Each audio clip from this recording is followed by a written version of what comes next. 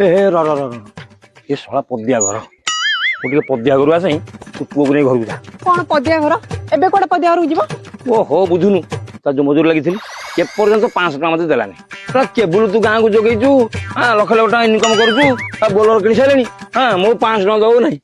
तमर कोन एबे मने पड़ला हैं की कथा ता घरटा देखिल मन मन पइला तू पुओ को नहीं घर जा हो तमे जाओ मु एटा अपेक्षा करछि तमे आसला मिलबा भगवान कोन ए स्त्री लोगडा कहबू हो चगी जा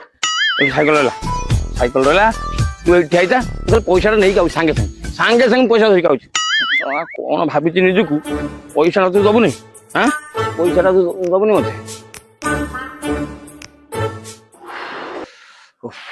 बार बार भावी मद छाड़देवी मजा तो नहीं 12 थर मद मद मद मद कही पुणा मद प्रति मो मन गोटे आशा जागृत करदेला ना 11-15 हो गलानी आ संभाली हेनी पदिया केते 20 टका अधिया नब मो धनटा पूरा खरारे सुखुटी गलानी न न चलु जीवा बापा आसला में जीवा हला चल सेठी कोठी छाई देखि बसला